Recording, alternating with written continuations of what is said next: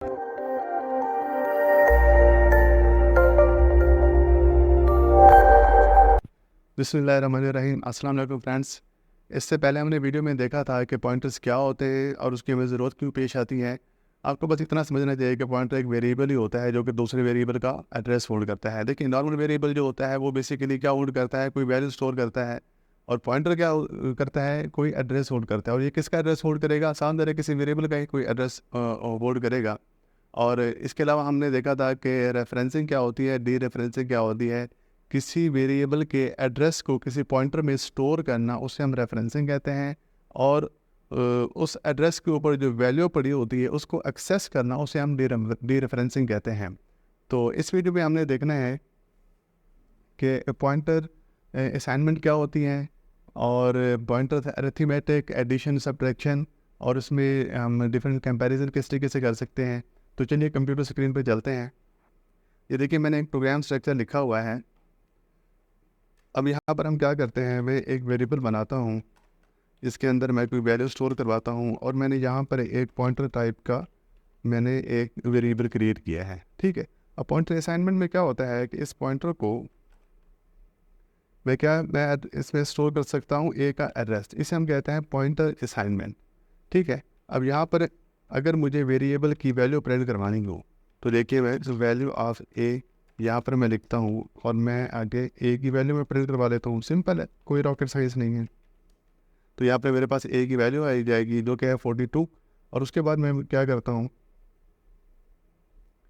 मैं ए का अगर मुझे एड्रेस प्रिंट करवाना हो कि कौन से मेमोरी लोकेशन के ऊपर पड़ा हुआ है, तो एड्रेस ऑफ ए, तो यहाँ पर मैं लिखूँगा एड्रेस ऑफ ऑपरेटर के थ्रू, और ये मैंने हैंडल कर दिया। नेक्स्ट लाइन के लिए यहाँ पर मेरे पास एड्रेस आ जाएगी। अब यहाँ पर जो हमने असाइन किया हुआ था, ये यहाँ पर हमने पॉइंटर को असाइन किया हुआ था ए का एड्रेस, ये है हमारे पास एड्रेस ऑफ ऑपरेटर। तो ए का एड्रेस हमने किसने स्टोर किया था? पॉइंटर। अब हम जो है ए की वैल्यू अगर मुझे एक्सेस करनी हो तो मैं थ्रू पॉइंटर, वो मैं कैसे एक्सेस करूँगा? देखिए, value of A through pointer.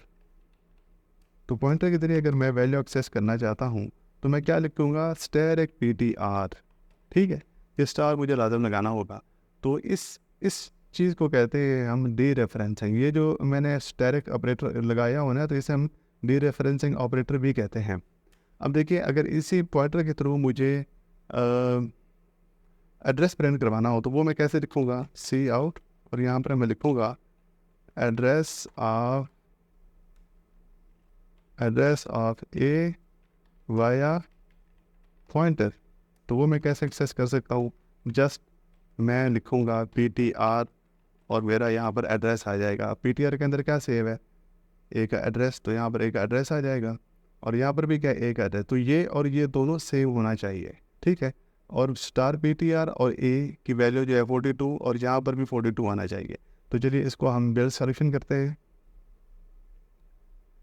1 succeeded. तो इसको मैं रन करता हूँ। तो यहाँ पर देखिए, वैल्यू ऑफ ए मेरे पास 42 आ रही है, और value of A via pointer भी 42 आ रही है। एड्रेस ऑफ वेरिएबल का जो हम एड्रेस ऑफ ऑपरेटर के ज़रिए हमने निकाला वो भी ये है, और यहाँ पर भी ये सेम आ रहा है। तो ये हमारा टॉपिक था कि हम जो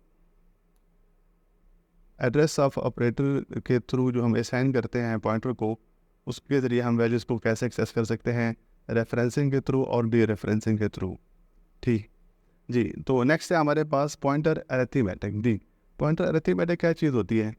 देखिए, मैं यहाँ पर क्या करता हूँ, मैं एक एरे लेता हूँ, इंट एर, और उसका साइज मैं 3 ले लेता हूँ, और इसमें मैं कुछ वैल्यू स्टोर करवा लेता हूँ, 10, 20 और 30। ठीक है।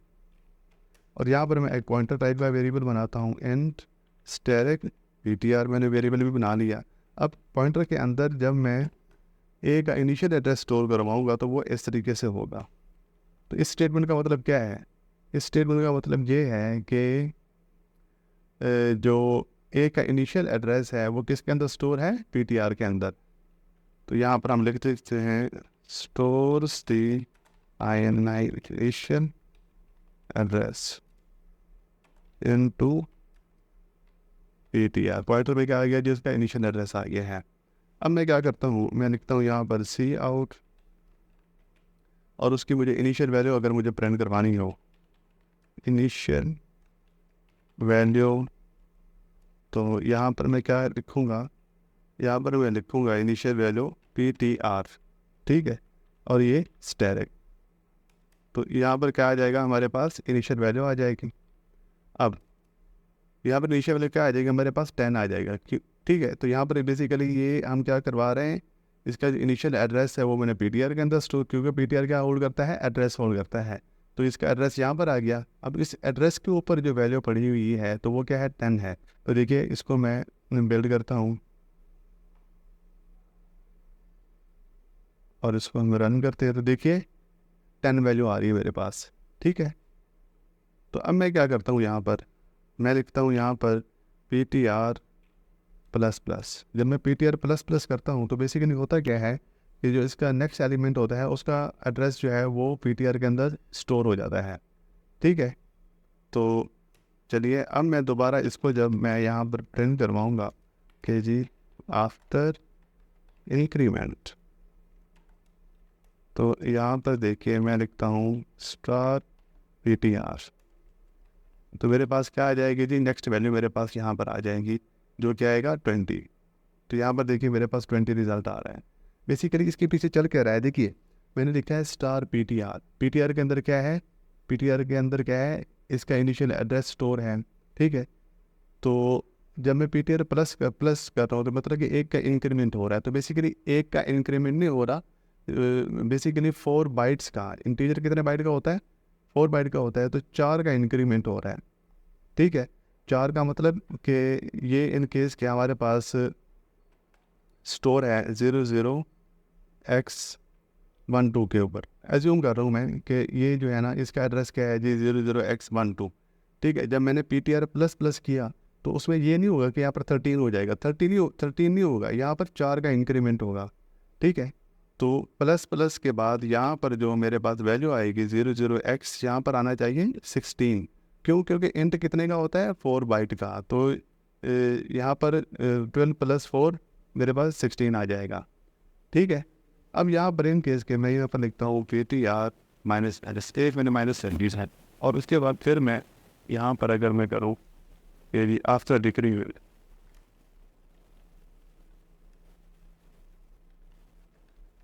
डिक्रीमेंट, तो मेरे पास वैल्यू क्या आनी चाहिए, मेरी जो अपडेटेड वैल्यू थी वो किसको PTR पॉइंट कर रहा था, इसको अब दोबारा किसको आ जाएगा, एक डिक्रीमेंट हुआ तो 10 को यहाँ पर ये रिप्रेजेंट करेगा।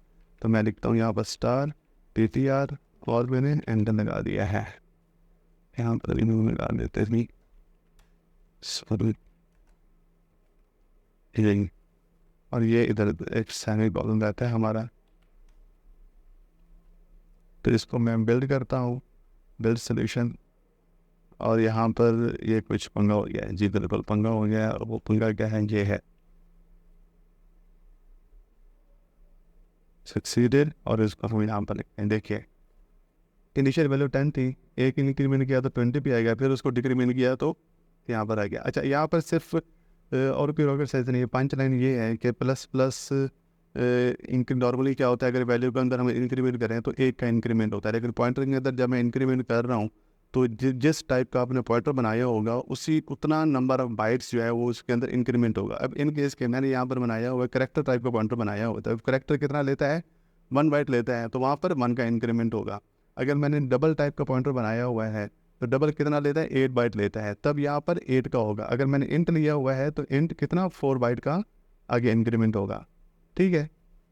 पंच लाइन इसमें जस्ट यही है। अच्छा नेक्स्ट क्या है जी हमारे पास, एडिशन और सब्ट्रैक्शन। देखिए भले कि इसी को ही हम कर लेते हैं। यहाँ पर देखिए कि अगर मैं यहाँ पर करता हूँ, मैं लिखता हूँ PTR is equal to PTR + 2। देखिए अब आपको काफ़ी अच्छे से चीज़ें समझ आएंगी, ठीक है। तो यहाँ पर लिखते हैं हम PTR is equal to PTR -1।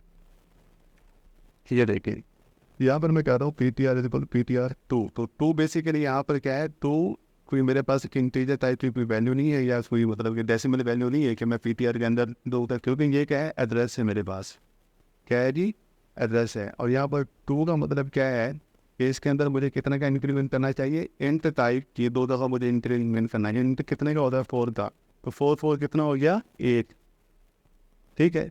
तो पीटीआर का इनिशियल एड्रेस इन केस के ये है मेरे पास 0 0 0 x 1 2 12 है। तो इसके अंदर जब मैं 2 का इंक्रीमेंट कर रहा हूँ तो बेसिकली 2 इसमें ऐड नहीं हो रहा, यहाँ पर 14 ही बनेगा, यहाँ पर बनेगा क्योंकि ये 2 है तो इसमें मेरे पास 4 + 4 8 बाइट बनेगा, ठीक है। तो यहाँ पर मैं इसको +4 करूँगा तो मेरे पास 20 आ जाएगा। तो यहाँ पर देखिए इसका इनिशियल एड्रेस क्या था, ये, इसमें जब इसका मैंने फाइंड किया एड्रेस तो यहाँ पर 4 का इंक्रीमेंट हुआ तो ये क्या 16 बन जाएगा। जब मैं इसको करूँगा तो यहाँ पर क्या आ जाएगा, 16 + 4 20 आ जाएगा, ठीक है। तो यहाँ पर 20 इधर जब मैं यहाँ पर प्रिंट करूँगा तो मेरे पास जो रिज़ल्ट आएगा, जो इसका एड्रेस होगा, 20 एड्रेस के ऊपर जो वैल्यू पड़ी हुई है 30, वो मुझे यहाँ पर प्रिंट हो जाएगी। अब उसके बाद मैं क्या करता हूँ, BTR में से 1 माइनस करता हूँ। तो उसकी अपडेटेड वैल्यू क्या थी मेरे पास, यहाँ पर 20 आ रहा था एड्रेस, तो 20 में से मैंने 1 माइनस किया तो मेरे बेसिकली 1 माइनस नहीं होगा, यहाँ पर 4 माइनस हो गए, एड्रेस में से 4 माइनस हो गए तो मेरे पास क्या आ जाएगा, 16 आ जाएगा। तो इसका एड्रेस मेरे पास क्या बन रहा है, 16 बन रहा है। तो यहाँ पर मेरे पास 20 आएगा रिजल्ट। तो चलिए इसको मैं बिल्ड करता हूँ और यहाँ पर देखिए मेरे पास जो रिज़ल्ट आ रहा है ये देखिए, यहाँ पर 20 आ गया, 30 आ गया, यहाँ पर 20 आ गया मेरे पास रिजल्ट, ठीक है जी। अच्छा नेक्स्ट है जी हमारे पास कंपैरिजन। हम कंपैरिजन किस तरीके से कर सकते हैं, कोई रॉकेट साइंस नहीं है, सिंपल है। अच्छा एक इम्पॉर्टेंट बात कि इसको मैं इस तरह भी देख सकता हूँ कि ये जो मैं इसका इनिशियल एड्रेस स्टोर करवा रहा हूँ ना पॉइंटर के अंदर, ये 0 का एड्रेस मैंने यहाँ पर स्टोर करवाया है, तो मैं इसको ऐसे भी लिख सकता हूँ कि 0 इंडेक्स का जो एड्रेस है वो PTR के अंदर स्टोर करवा लो, ठीक है। तो हो सकता है बाद बुक्स के अंदर आपको इस तरह की जो है ना वो टर्मिनोलॉजी मिले, या फिर हम इसको ऐसे भी लिख सकते हैं सिंपल। मैंने एरे का नाम लिखना है, जो मैं एरे का नाम लिखूँगा इसका जो इनिशियल एड्रेस है वो किसके अंदर स्टोर हो जाएगा, PTR के अंदर। और उसको लिखने का दूसरा तरीका ये भी है, तो 0 इंडेक्स का जो एड्रेस है भाई वो यहाँ पर स्टोर करवा दो, ठीक है। अच्छा नेक्स्ट है जी हमारे पास कंपैरिजन। तो यहाँ पर मैं एक पॉइंटर PTR1 ले लेता हूँ, ठीक है, और मैं एक दूसरा पॉइंटर लेता हूँ PTR2, जिसके अंदर मैं क्या करता हूँ PTR1 + 2, ठीक है। अब देखिए ये चीज़ आपने मुझे समझानी है कि PTR2, अच्छा यहाँ पर ऊपर हम एक PTR1 और स्टैटिक PTR2, ये मैंने 2 पॉइंटर ऊपर इनिशियलाइज करवा लिए। पॉइंटर 1 के अंदर मैंने क्या किया है जी, एरे का जो 0 इंडेक्स था, इसका जो एड्रेस था, 0 इंडेक्स का जो एड्रेस था वो मैंने PTR1 के अंदर स्टोर करवा दिया।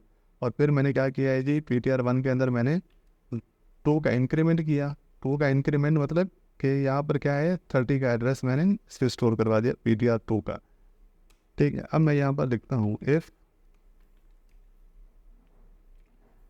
PTR1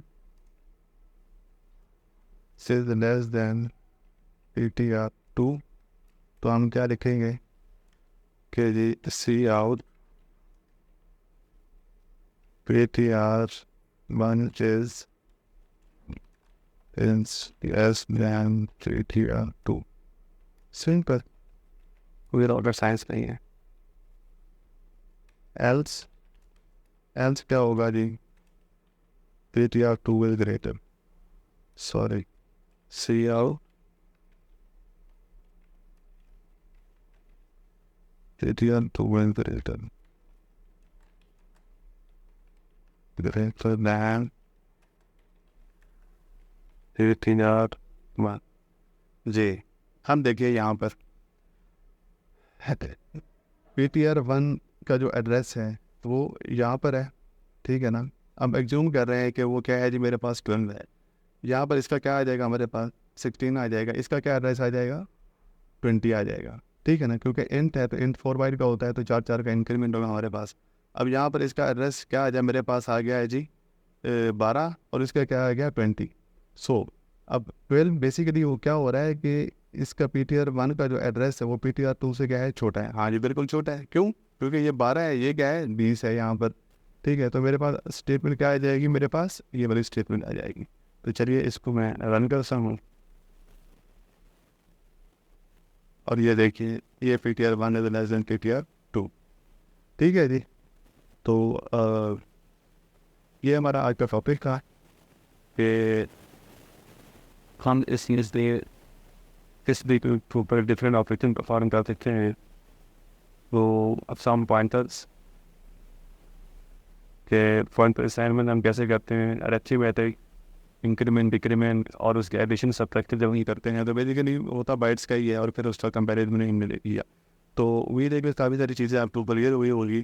तो इस वीडियो में इतना ही। Thanks for watching.